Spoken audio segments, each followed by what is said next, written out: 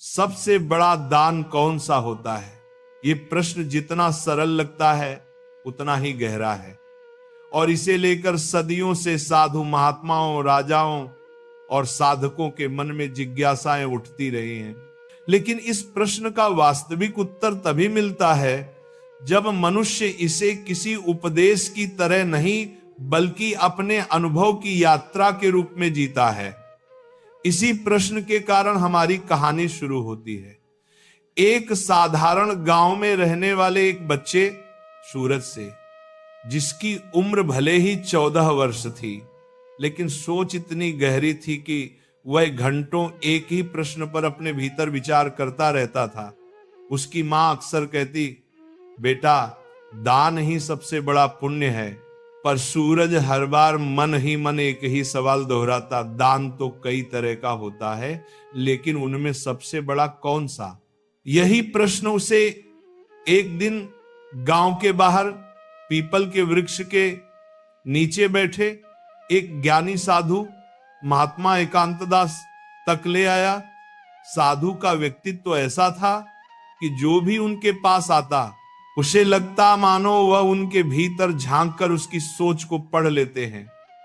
सूरज ने जैसे ही उनके पास बैठकर यह प्रश्न पूछा, साधु मुस्कुराए, एक ऐसी मुस्कान जिनमें धैर्य, प्रेम और किसी महान सत्य की झलक छुपी थी। उन्होंने कहा, बेटा, सबसे बड़ा दान वह नहीं जो देने में सबसे कठिन लगे, बल्कि वह जिसे समझे बिना जीवन कभी पूर्ण नहीं हो पाता। पर इसका उत्तर शब्दों में नहीं, अनुभवों में छुपा है। यदि तुम सचमुच जानना चाहते हो तो 5 दिनों तक मेरे साथ चलो। हर दिन मैं तुम्हें एक नया दृश्य दिखाऊंगा और 5वें दिन तुम स्वयं जान लोगे कि सबसे बड़ा दान कौन सा है। सूरज के भीतर गूंज उठे उत्सुकता के स्वर। क्या यह ज्ञान भोजन दान से बड़ा है? क्या यह वस्त्र दान से बड़ा है? क्या यह सेवा से बड़ा है? या क्या यह धन दान से भी श्रेष्ठ है? लेकिन साधु ने कुछ और ही संकेत दिया था, ऐसा कुछ जो आज दुर्लभ है और जिसके बिना मानवता अधूरी है। अगले दिन सुबह सुबह सूरज साधु से मिलने पहुंचा।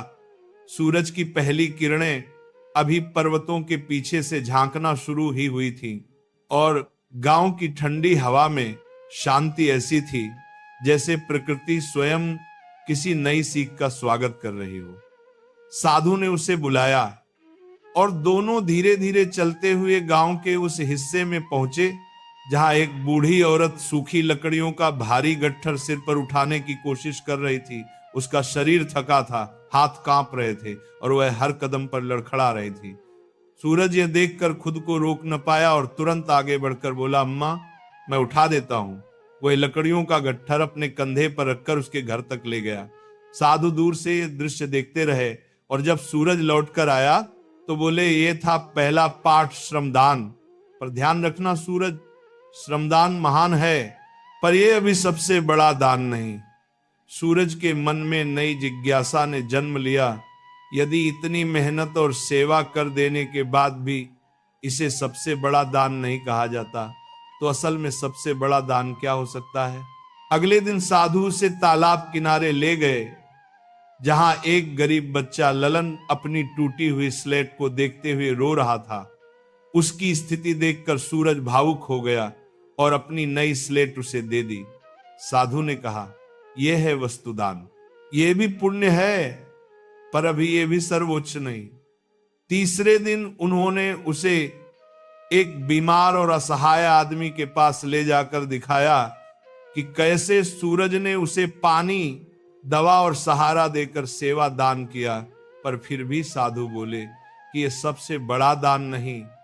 अब सूरज का मन बेचैन हो रहा था। यदि श्रम, वस्तु और सेवा कुछ भी सबसे बड़ा दान नहीं है तो आखिर वह कौन सा दान है जो सब पर भारी पड़ता है? साधु हर बार मुस्कुराकर कहते, अभी 2 अनुभव और बाकी हैं। धैर्य रखो सूरज, धैर्य, क्योंकि जो सत्य तुम्हें मिलने वाला है वह जीवन भर तुम्हारे साथ चलेगा। और सूरज इसी अधूरी जिज्ञासा के साथ अगले दिन की प्रतीक्षा करने लगा। इस विश्वास के साथ कि साधु जो दिखाने वाले हैं वह उसके जीवन की दिशा बदल देगा। सूरज अगले दिन अत्यधिक उत्सुकता के साथ साधु एकांतदास के पास पहुंचा, क्योंकि अब तक 3 दान, श्रमदान, वस्तुदान और सेवादान वह समझ चुका था, लेकिन साथ ही यह भी स्पष्ट था कि इनमें से कोई भी सबसे बड़ा दान नहीं था। उसके मन में यह सवाल अब और भी तीव्र हो गया था कि आखिर साधु उसे कौन सी ऐसी गहराई दिखाने वाले हैं जिसकी वजह से वह जीवन भर इस ज्ञान को याद रखेगा।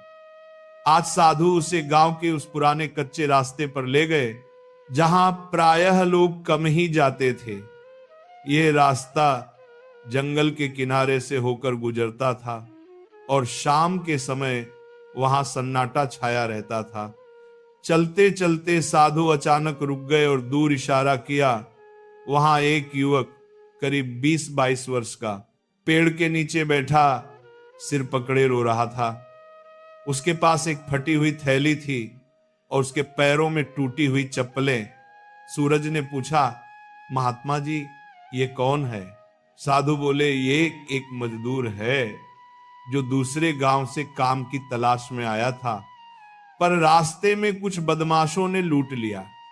उसके पास न पैसे हैं, न खाना, न घर लौटने का कोई तरीका और न ही कोई उसके दुख को सुनने वाला। सूरज को उसकी स्थिति देख बहुत दुख हुआ, पर इस बार साधु ने कहा, आज मैं तुम्हें कुछ अलग दिखाना चाहता हूं।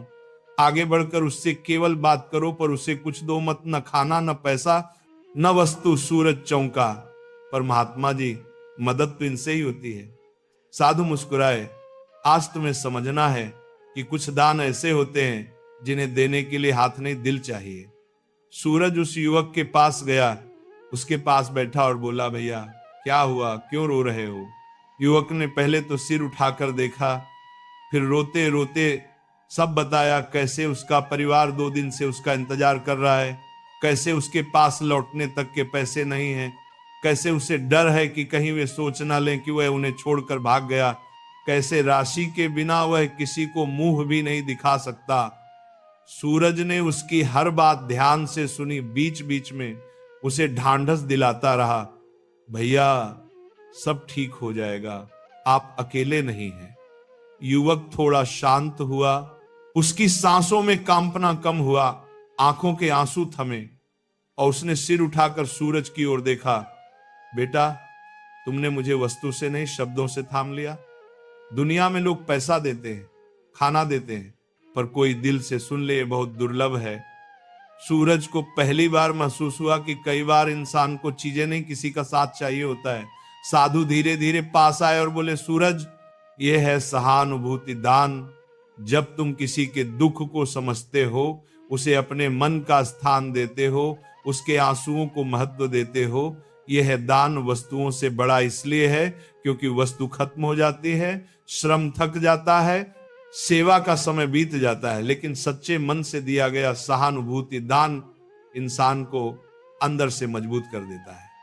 सूरज इस विचार में डूब गया, सचमुच यह दान अलग था, इसमें न कोई खर्च था न कोई कठिनाई, पर फिर भी इसमें सबसे ज्यादा शक्ति छिपी थी। लेकिन साधु ने उसी क्षण कहा, लेकिन सूरज ध्यान रखो, अभी भी यह सबसे बड़ा दान नहीं है। सूरज आश्चर्य में डूब गया, यदि यह भी सबसे बड़ा दान नहीं तो फिर आगे क्या है? उससे बड़ा क्या हो सकता है जो दिल तक पहुंच जाए? साधु ने कहा, कल सुबह अंतिम अनुभव होगा और वही तुम्हें वह सत्य देगा जिसके लिए तुम्हारा मन कई दिनों से व्याकुल है। कल तुम्हें वह दान दिखेगा जिसे मनुष्य जीवन में सबसे कठिन माना जाता है, और फिर तुम्हें स्वयं समझ में आ जाएगा कि सबसे बड़ा दान कौन सा है। सूरज रात भर सो नहीं पाया। आज अनुभव ने उसे भीतर तक हिला दिया था। उसने पहली बार देखा था कि किसी को केवल सुना जाना भी उसके जीवन को बदल सकता है। पर अगर यह भी सर्वोच्च नहीं तो अंतिम दान कितना अद्भुत और कितना दुर्लभ होगा। उसके मन में एक ही सवाल लगातार घूमता रहा, आखिर सबसे बड़ा दान कौन सा है?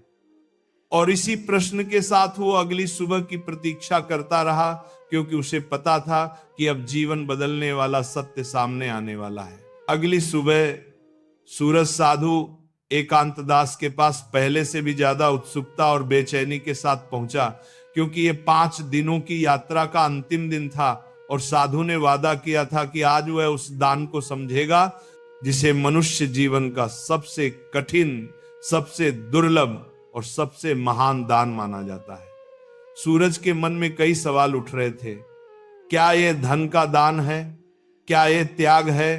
क्या यह किसी को बचाने का साहस, या शायद ऐसा कुछ जो उसने कभी सोचा भी न हो।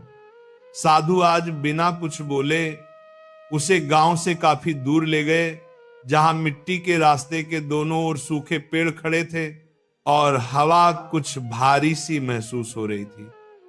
काफी देर बाद वे एक पुराने कुएं के पास पहुंचे, जहां एक आदमी करीब 40 वर्ष का अपनी पत्नी के साथ खड़ा था और दोनों के चेहरे पर गहरी तनाव की लकीरें दिखाई दे रही थी। साधु ने सूरज से कहा, चुपचाप पास चलो, सुनो, पर बीच में बोलना मत। सूरज ने सिर हिलाया। दोनों पास पहुंचे तो पत्नी रोते हुए कह रही थी, मैंने कहा था ममता की बात का बुरा मत मानो, वह गुस्से में थी, पर तुम भी इतने गुस्से में क्यों आ गए? उसके शब्दों को मन पर क्यों ले लिया? आदमी क्रोध और दर्द से कांपते हुए बोला, उसने पूरे गांव के सामने मेरा अपमान किया और अभी तुम भी मेरा बचाव नहीं कर रही। सभी ने मेरी हंसी उड़ाई, मुझे दुष्ट कहा, कायर कहा। यह अपमान मैं कैसे सहूं? पत्नी ने उसके हाथ पकड़े, पर वो तुम्हारी छोटी बहन है। इंसान गुस्से में गलत बातें कह देता है, तुम उससे इतने नाराज क्यों हो कि 3 दिनों से उससे बात तक नहीं कर रहे? आदमी जोर से बोला, बात नहीं करूंगा, मैं उसे क्षमा नहीं करूंगा। उसके शब्द मेरे सीने में तीर की तरह लगे हैं। ये सुनकर सूरज का दिल रुक सा गया। क्षमा नहीं करूंगा। तभी साधु ने धीरे से कहा, सूरज, यही है आज का पाठ, देखो ध्यान से। आदमी गुस्से में इतना भरा था कि उसने घर लौटने से इनकार कर दिया और कुएं के पास बैठकर सिर पकड़ लिया। पत्नी चुपचाप खड़ी रही, थकी हुई, टूटी हुई, निराश। सूरज ने धीरे से पूछा, महात्मा जी, इसमें दान कहाँ है? यहां तो बस झगड़ा है, अपमान है, गुस्सा है। साधु ने गहरी सांस लेते हुए कहा, बेटा, आज जो तुम देखने जा रहे हो वही संसार का सबसे बड़ा दान है। इतने में रास्ते से एक लड़की दौड़ती हुई आई। यही थी ममता, उस आदमी की छोटी बहन। उसकी आंखों में आंसू थे, आवाज कांप रही थी, भैया भैया, मेरी वजह से तुम घर नहीं आ रहे। मैंने गलती की, गुस्से में बोल दिया, लेकिन मैंने ऐसा कभी नहीं सोचा था कि तुम सच में मुझसे दूर हो जाओगे। भैया, मैं माफी मांगने आई हूं। आदमी ने सिर उठाया, पर उसकी आंखों में चोट अभी भी ताजा थी। उसने ममता की ओर देखा, फिर बदले हुए स्वर में बोला, तुम्हें पता भी है तुमने क्या कहा था? तुम सोच भी सकती हो कि वे शब्द मेरे दिल को कितने गहरे लगे थे। ममता ने रोते हुए माता पिता की तरह उसके पैरों पर हाथ रख दिए। भैया, मुझसे गलती हो गई, मुझे माफ कर दो। मैं सच में बुरी नहीं हूं, बस गुस्से में थी। भैया, कृपया। सूरज की आंखें भर आईं। उसने पहली बार देखा कि एक इंसान का हृदय अपमान के घाव से कितना कठोर हो सकता है, लेकिन ममता की मासूमियत और उसके आंसुओं ने उस कठोरता को पिघला देना शुरू कर दिया। आदमी धीरे धीरे शांत हुआ, उसकी आंखें नरम हुई। फिर उसने बहन को उठाकर गले लगा लिया। ठीक है ममता, माफ करता हूं, मुझसे भी गुस्सा हो गया था, अब सब ठीक है। पत्नी खुश होकर मुस्कुराई, ममता रोते हुए हंसी और आदमी की आंखों में शांति उतर आई। सूरज ने महसूस किया कि वहां उपस्थित वातावरण अचानक हल्का हो गया था, जैसे कोई भारी बोझ हवा में घुल गया हो। तभी साधु एकांत दास ने सूरज की ओर देखकर कहा, यही है सबसे बड़ा दान, क्षमा दान। श्रमदान शरीर मांगता है, वस्तुदान पैसे मांगता है, सेवादान समय मांगता है, सहानुभूति दान मन मांगता है, लेकिन क्षमादान ये अहंकार मांगता है, अपना दर्द छोड़ना मांगता है, दिल को बड़ा करना मांगता है। बाकी दान देना आसान है, पर जिसने तुम्हें चोट पहुंचाई हो उसे क्षमा देना, ये संसार में सबसे कठिन काम है। इसलिए ये सबसे बड़ा दान है, क्योंकि ये बाहर नहीं भीतर दिया जाता है। सूरज कुछ पल तक स्तब्ध खड़ा रहा। सचमुच यह दान बाकी सभी दानों से अलग था। इस दान से न सिर्फ दूसरे व्यक्ति को राहत मिलती है, बल्कि दान देने वाले का दिल भी मुक्त हो जाता है। साधु ने सूरज के कंधे पर हाथ रखा और बोले, अब तुम जान गए, सूरज, दुनिया में सबसे बड़ा दान कोई वस्तु नहीं, कोई सेवा नहीं, कोई भोजन नहीं, बल्कि क्षमा है। सूरज ने गहरी सांस ली। उसके भीतर कुछ बदल चुका था, जैसे किसी ने उसका मन खोलकर उसमें रोशनी भर दी हो। आज उसे जीवन का सबसे गहरा सत्य मिल गया था, एक ऐसा सत्य जो उसके पूरे भविष्य को बदल देगा, क्षमा दान के। उस अंतिम अनुभव के बाद सूरज का मन कई दिनों तक बिल्कुल शांत भी था और भीतर से गहराई तक झंकृत भी, मानो साधु एकांत दास ने उसके भीतर कोई ऐसा द्वार खोल दिया हो जहां रोशनी लगातार फैलती जा रही थी। उसने पहली बार समझा था कि इंसान का सबसे बड़ा शत्रु बाहर नहीं, उसके भीतर बैठा हुआ अहंकार है। और जो व्यक्ति इस अहंकार को त्याग कर किसी को क्षमा दे दे, वही इस संसार में सबसे बड़ा दान करता है। पर इस ज्ञान को समझ लेना एक बात है और इसे जीवन में जीना दूसरी बहुत कठिन बात। अगले कुछ दिनों में सूरज घर लौटा तो उसने देखा कि उसकी छोटी बहन पूजा उसके नए पौधे को तोड़ बैठी थी, वही पौधा जिसे वह कई दिनों से प्रेम से सींच रहा था। सूरज का मन एक पल में क्रोध से भर गया। उसने गुस्से में कदम बढ़ाया ही था कि अचानक उसे साधु की बात याद आ गई। क्षमा वही दे सकता है जो अपने भीतर का अहंकार त्याग दे। वह ठिठक गया, फिर एक गहरी सांस ली, बहन के आंसू देखे और शांत स्वर में बोला, कोई बात नहीं पूजा, अगली बार ध्यान रखना। उसी क्षण उसे महसूस हुआ